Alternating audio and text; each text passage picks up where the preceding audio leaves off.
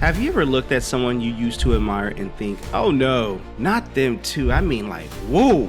It's like watching your favorite character in the movie suddenly turn villain. You're sitting there like, wait, is this a plot twist or just life being life again?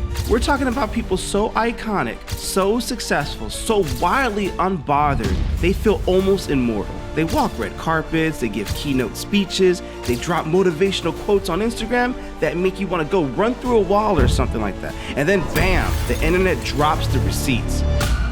Suddenly, the person who once graced your vision board with all their drip and discipline is trending all for the wrong reasons.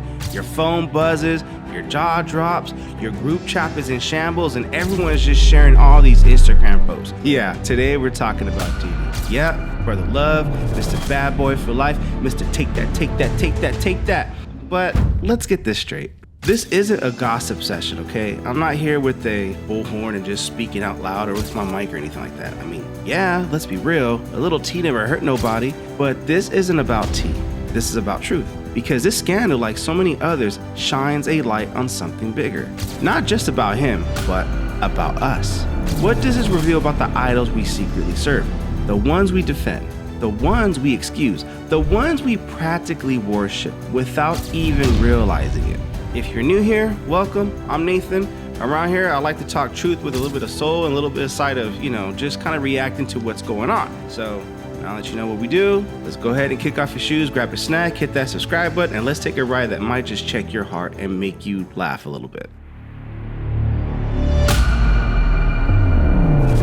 Let's be real. Celebrity culture is the religion of the modern world. Don't believe me? Look at the way we talk about celebrities. We exalt them, we evangelize their products, we witness our friends when they drop a new album, or whatever the case may be. We memorize their interviews like their scripture. We watch it, we talk about it. They're talented, they're rich, they've got perfect teeth, flawless skin, and private jets with mood lighting, all this stuff. So what do? We watch, then we follow. Then we defend them on Twitter like they're our own cousins from church. Then they fall, And suddenly, it's not just admiration anymore. It's devotion. We know what they eat. We know what their skincare routines are. We know how much they spend on their body to keep in shape. We know their exes, their zodiac signs, and their baby names before we know our own cousin's birthday.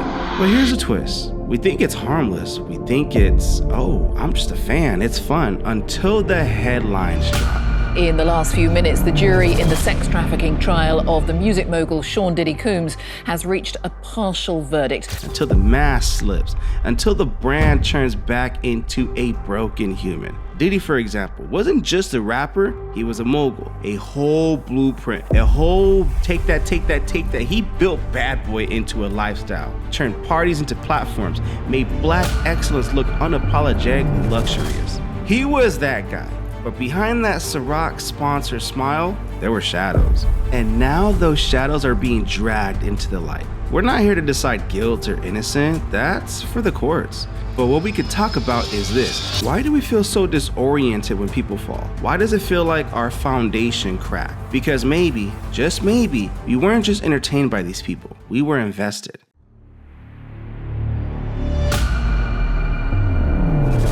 So what do you do when your hero disappoints you? When the person who taught you to hustle turns out to have hurt people? When the one who taught you how to own the room may have used that same power to control and destroy? It's jarring. It feels like a betrayal, like heartbreak. Like someone just told you that Santa Claus is in jail and the Easter Bunny is his co-defendant. So what do? Well, we could deny it. Nah, this can't be true. He's too smart, too smooth for that. We can excuse it. Everyone makes mistakes, right? Nobody's perfect. We stay silent.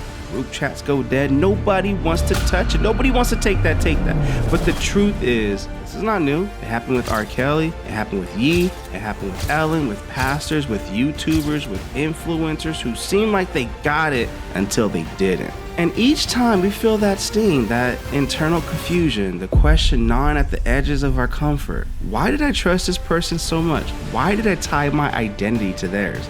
Oof, that's a soul check right there. Because the disappointment isn't just about them. It's about the pieces of ourselves we handed over.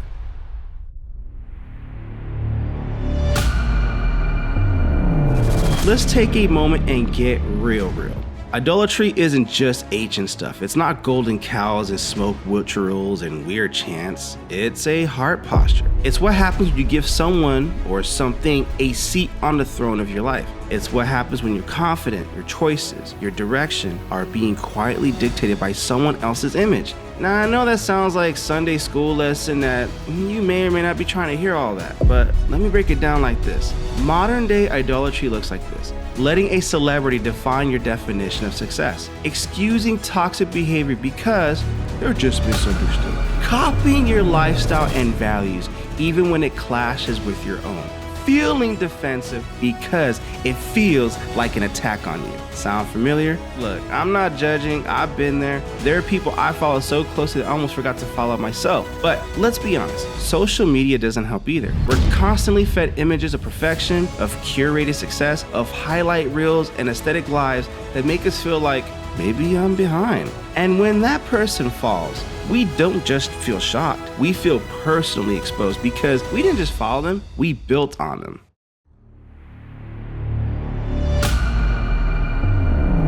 Now let's come back to Diddy for a moment. The allegations against him aren't just disturbing, they're disorienting because they force us to reevaluate what kind of success we're chasing. If being successful means stepping on people, silencing the truth, protecting image over integrity, then maybe that's not success at all and I don't want to be part of it. Maybe that's just destruction in designer clothing. And that's what makes this moment so sobering. This isn't just Diddy's scandal, it's a mirror. It's a moment where God might be whispering or shouting, look at what you glorify, look at what you defend, look at where your trust lies. And listen, this isn't about being judgmental, it's about being awake. Because if we keep building on people instead of principles, we will keep ending up hurt, confused, and spiritually bankrupt. Let's pause, take a breath, and ask the questions most of us avoid. Who's shaping your definition of a good life? Who's influencing your values behind the scenes? Whose approval are you quietly chasing? And don't just think about celebrities,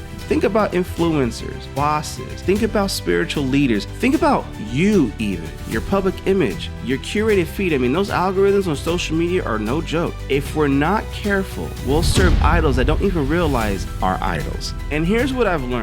Idols always demand more than they give. They demand perfection, they promise validation, but they always disappoint. God? He's consistent. He's not in a PR campaign. He doesn't need a rebrand. He sees your soul and loves you anyway. That's a trust worth having.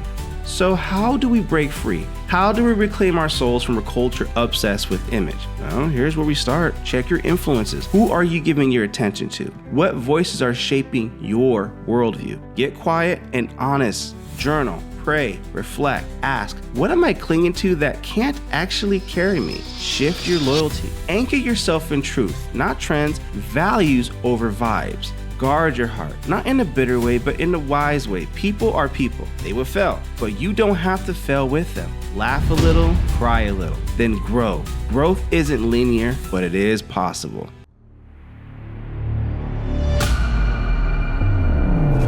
Maybe instead of asking, how could they, we should ask, what does this show me about me? The world is obsessed with curated perfection, but you're not a follower, you're not a fan account, you're a human with depth, with a soul. The Diddy scandal? Man, that was messy, it's nasty, it hurts, it was just all over the place. But it's also a mirror. Sometimes the fall of idols is the invitation for our own awakening. Stop looking up at people for validation and start looking inward for healing. If this hits you in the gut or the funny bone, go ahead and give it a big old thumbs up. Let's talk in the comments. What's an idol you're letting go of this season? It could be a person, a mindset, a platform, a pressure. Let's get free together. And don't forget to subscribe. Share this with someone who might be caught up in the shine of all this and needs a little reminder of what's real. I like to see in the comment section that we're building a community here, someone that laughs, learns, and heals. And always remember, don't worship the created, worship the creator. Stay free, stay smiling, stay rooted,